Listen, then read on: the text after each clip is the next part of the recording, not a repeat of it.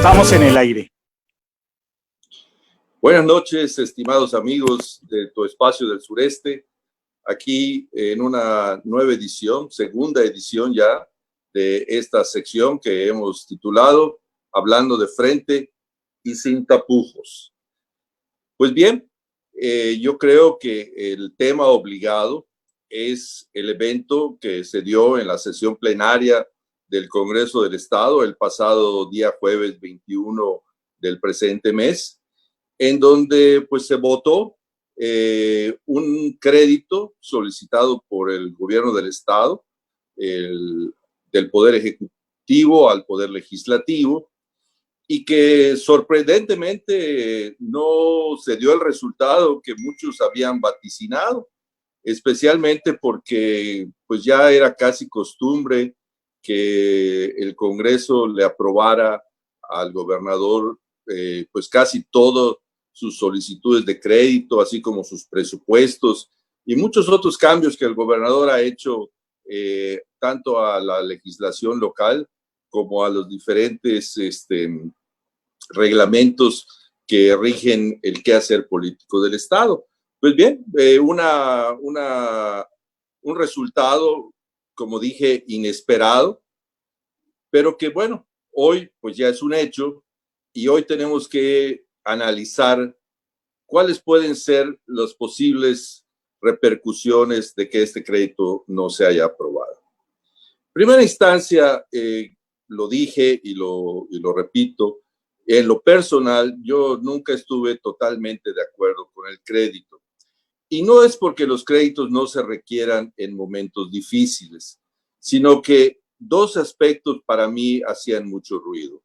El primero es la poca transparencia que el gobierno del Estado había dado a todos los créditos anteriores, o sea, la rendición de cuentas de cómo y en qué se ha gastado todo ese dinero. Y la segunda era que para mí la fundamentación era muy débil, era muy poco sustentable. 1.728 millones solamente para obras de infraestructura, pues verdaderamente requerían de mucho más detalle en un catálogo de obras a construir, lugares en donde se pudieran construir y, bueno, los costos unitarios que muchas veces son los más importantes.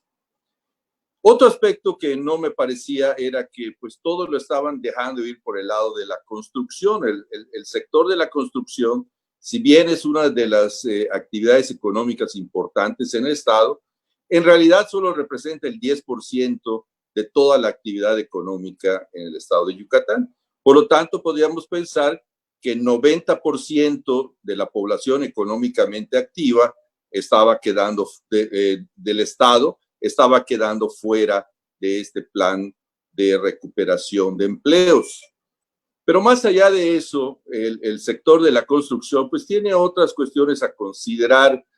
De los 1.728 millones, bueno, en cualquier obra de construcción se estima que la mano de obra ocupa aproximadamente el 40%. El otro 50% lo ocupan los materiales. Y normalmente, de manera conservadora, podemos decir que el 10% es la ganancia de la empresa constructora. Entonces, por principio, teníamos que descontar 172 millones a ese monto que iban a parar no al empleo, sino a las finanzas de la o las empresas constructoras que fueran utilizadas. Pero si ya dijimos también que el 50% de la obra, del costo de la obra, lo contribuyen los materiales, pues los materiales también son vendidos por empresas y las empresas, en el caso de los materiales, son un poquito, ganan un poco más. O sea, podemos pensar que la empresa que se dedica a la extracción, compra y venta de materiales, pues tiene un margen un poquito mejor que la empresa constructora. Y entonces podemos decir que pues se iban a llevar otro 20% del 50% que representan los materiales, lo cual nos lleva a otros 172 millones.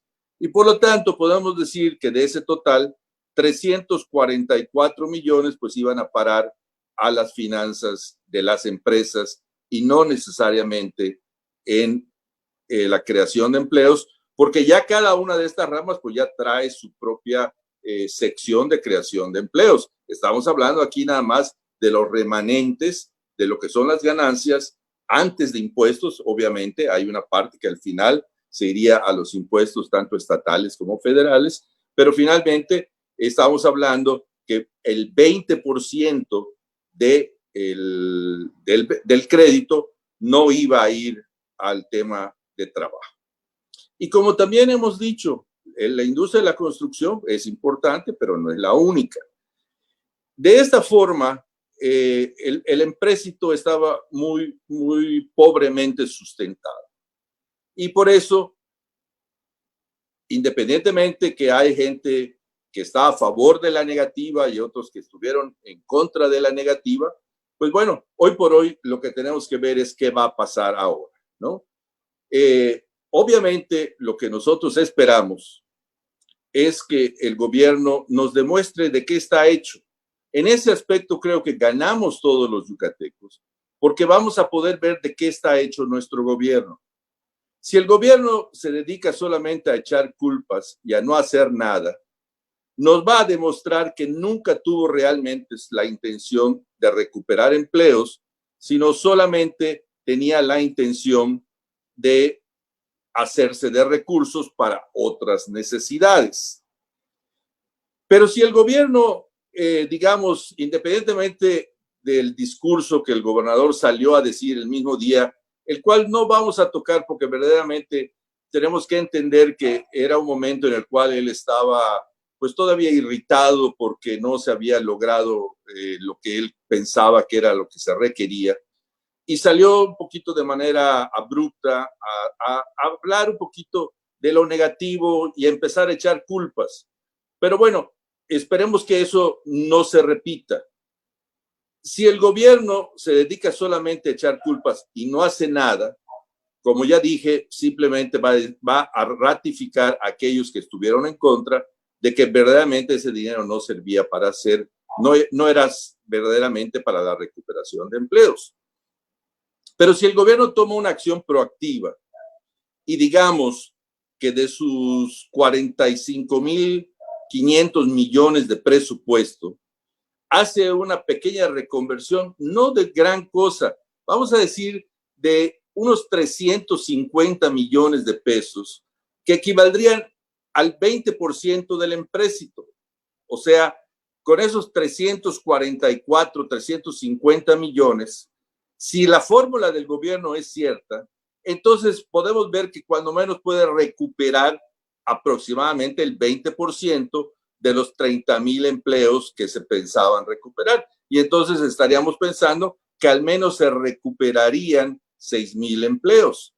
Y entonces sí, si el gobierno nos demuestra al cabo de un cierto tiempo de que miren, haciendo una demostración de que lo que nosotros planteábamos era el camino correcto, aquí les demuestro que hemos recuperado 6,000 empleos con una pequeña con un pequeño redireccionamiento del presupuesto ya existente, ¿verdad? Entonces, el gobierno nos tiene que demostrar que los diputados que votaron en contra se equivocaron, porque el solo acusar y decir que se equivocaron no es argumento, no se puede usar como argumento decir se equivocaron. Para decir se equivocaron, tiene que demostrarlo, y para demostrarlo lo tiene que demostrar en los hechos, y para demostrarlo en los hechos tiene que tomar acciones proactivas que la gente pueda percibir, que digan, efectivamente el gobierno nos está demostrando que si hubiera tenido los 1,728 millones, pues sí se iban a lograr los 30,000 empleos que se estaban hablando. Pero bueno, esto es importante y aquí es donde la ciudadanía tiene que estar pendiente de cómo se van a ir dando los eventos en el futuro. No olvidemos que cada día se aceptan más las elecciones intermedias y en el próximo año se va a renovar el Congreso. Y es obvio que el gobernador quisiera tener una mayoría en el Congreso para que estas cosas no le pasen y entonces pueda accionar de manera más libre. Pero bueno, si hoy una fracción de la fracción del PRI más los diputados de Morena fueron suficientes para frenar algo que de alguna manera era controversial, no había clara mayoría, no digamos en el Congreso, sino en la mentalidad de la ciudadanía. O sea, si la ciudadanía hubiese estado totalmente a favor, créanme que lo hubiésemos visto claramente manifiesto en las redes sociales o en todos los diferentes medios por los cuales la gente se manifiesta. Pero era evidente que no había tal mayoría y que por lo tanto hoy al menos un porcentaje muy considerable de la población se siente representado por los diputados que votaron en contra. Entonces, echarles más la culpa a estos diputados simplemente va a demostrar que no eran las verdaderas intenciones. Así que pues esperemos ver que el gobierno, como decimos, se crezca al castigo.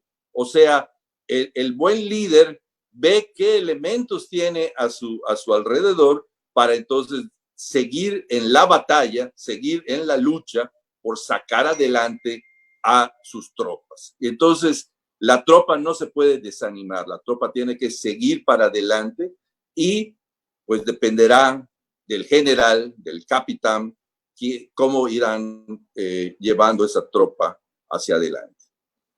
Pero bueno, también en esta misma reunión del Congreso surgieron dos temas importantes. Qué bueno que el Congreso ya empieza a tocar estos temas. ¿Por qué? Porque se tocó el tema de la ley seca. Una controversial ley seca que verdaderamente ha demostrado que no ha sido eficiente y que ni siquiera ha servido para los supuestos propósitos que se planteó. Y los resultados nos lo demuestran. Más de 18 fallecidos por la ingesta de alcoholes adulterados, más otro tanto de personas intoxicadas, algunas de las cuales ya están en una discapacidad por lo menos visual y motora en algunos casos. Pareciera ser que está saliendo peor la medicina que la enfermedad. ¿Por qué? Porque se lo dijeron al gobernador, lo dijeron muchos expertos. Sí, aparentemente suspender la venta de bebidas alcohólicas pareciera ser una buena idea, pero dado el problema alcohólico que existe en muchos sectores de la sociedad yucateca, todos sabíamos que suprimirle el estimulante, desgraciadamente, tienen la adicción al consumo de bebidas alcohólicas, los hacía inclusive más peligrosos, al grado que atentan inclusive hasta contra su propia vida. Pero bueno, al final, al menos una diputada sacó el tema en el Congreso y no olvidemos que el Congreso es el foro donde se deben de presentar estas situaciones, porque de nada nos sirve estarnos expresando en las redes sociales y oyendo a opinadores a favor y en contra de las cosas. Es en el Congreso donde se deben de dilucidar este tipo de situaciones, porque el Congreso es la representación de la ciudadanía y lo que la ciudadanía decida en su mayoría es lo que debe prevalecer. Así que, bueno, nos dicen que pronto se va a levantar ya la ley seca, pero con un esquema también que vale la pena analizar, que solo lo van a permitir por ventas por teléfono y con despacho a domicilio, como si este servicio estuviera disponible en todos los 106 municipios del estado y sus comisarías. Nuevamente, el gobierno solamente piensa en un sector de la población que tiene acceso a ese tipo de facilidades. Y yo me pregunto, ¿qué de malo hay que si la gente ya va por otras razones a los supermercados y a las tiendas de conveniencia, ¿Qué de malo es que salga con una o con dos canastillas de cerveza? Y en el caso de las agencias, que se abran en horarios y en cantidades limitadas para que no se hagan las aglomeraciones. Estamos totalmente de acuerdo que hay que buscar una fórmula que evite las aglomeraciones, pero la mejor fórmula es limitando la cantidad que pueda ser comprada. Porque de otra manera, entonces sí se pueden hacer compras que inclusive algunos las considerarían hasta como compras de pánico. Pero bueno, eso sabemos que no funciona. Pero bueno, al final de cuentas, un esquema ordenado en donde se vaya nuevamente dando la oportunidad de que la gente pueda adquirir bebidas alcohólicas de manera ordenada, pero no pensando solamente en el primer mundo. No podemos pensar que en todo Yucatán existen servicios de despacho a domicilio. Oiga, por favor, gobernador, piénselo. No digamos los municipios y sus cabeceras. Veamos el caso de las comisarías, muchas de las cuales no tienen accesos ni siquiera por carreteras transitadas. Ahorita el transporte público está limitado, mucha gente no puede salir de sus comunidades y por lo tanto no podemos pensar en que todo el mundo va a tener servicio a domicilio. Pero bueno, hay otro tema. Otro tema importante es que por primera vez también en el Congreso se tocó el tema de las tarifas eléctricas. Y ya hemos dicho que por mucho que se hable en las redes sociales del tema, el lugar donde se debe discutir este tema es en el Congreso nuevamente. Y del Congreso estatal tiene que llegar al Congreso federal porque propiamente estamos hablando de un tema que es relativo al gobierno federal. La Comisión Federal de Electricidad, a pesar de que ahora es nombrada como una compañía productiva del Estado, precisamente su dependencia del Estado sigue demostrando que el gobierno federal es quien tiene el control de las actividades de la Comisión Federal de Electricidad. Ya lo hemos dicho, están exagerados los cobros, pero de muy poco va a servir más orientación porque ya lo hemos dicho claramente, el problema no son los cobros, sino que son las tarifas. Ya lo explicamos. Tú pagas una cantidad y si tu consumo se duplica, la lógica te dice que esperarías que tu consumo se duplique, que tu pago se duplique también. Pero las tarifas no se comportan de esa manera. Las tarifas dicen, duplicas tu consumo, triplicas tu pago o cuatriplicas tu pago inclusive en algunos casos. Pero eso no se va a resolver con tantas quejas en las redes sociales.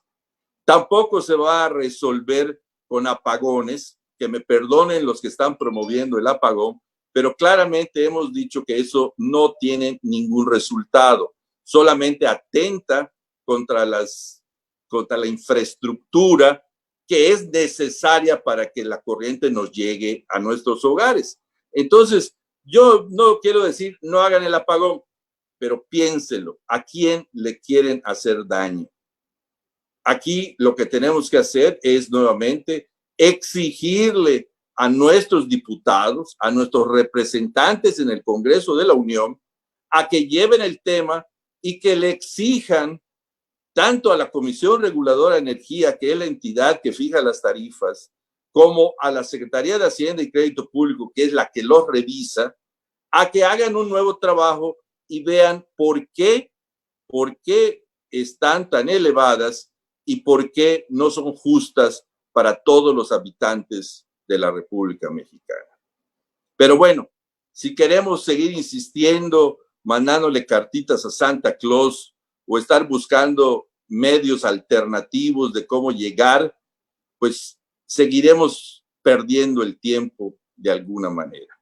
Así que bueno, es cuestión de nosotros como ciudadanos y pues bueno, ojalá la humilde opinión que hoy les hago llegar les pueda servir en algo.